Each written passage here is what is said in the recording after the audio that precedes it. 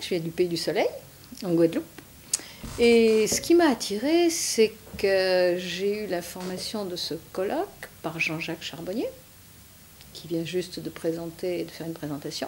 Je m'intéresse à l'éthique depuis bien longtemps, parce que je suis infirmière, assistante sociale.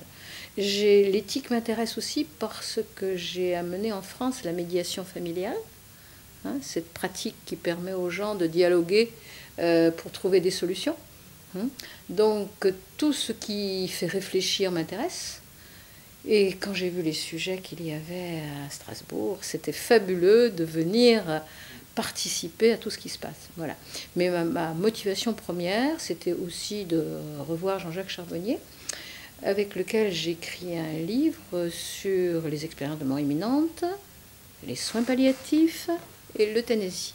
C'est-à-dire que nous avons souhaité mettre ensemble tous ces sujets pour dépolariser un peu ce débat bien difficile et complexe entre, j'ai envie de dire, ceux qui souhaitent que nous ayons la liberté pour notre fin de vie et ceux qui pensent que la fin de vie appartient aux autres. Et il y a une énergie fabuleuse, des gens extraordinaires, que ce soit dans ceux qui présentent, dans ceux qui ont organisé, dont vous faites partie.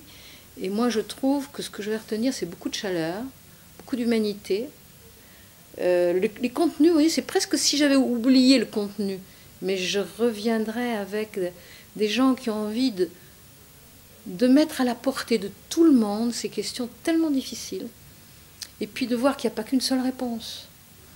Et moi, je trouve que c'est un outil fabuleux pour faire se rencontrer les gens.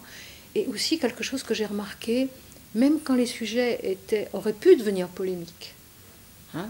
Je repense au débat qu'il y a eu avec M. Sicard sur Alzheimer et fin de vie, où chacun aurait pu se mettre à se confronter, et que nous nous sommes écoutés avec beaucoup de... Comment je vais le dire, chacun s'est écouté avec beaucoup d'intérêt, en se mettant en position basse. Je sais quelque chose, mais je ne veux pas te l'imposer. Et ça, je trouve ça extraordinaire, parce qu'il y a des débats aujourd'hui qui sont tellement polémiques.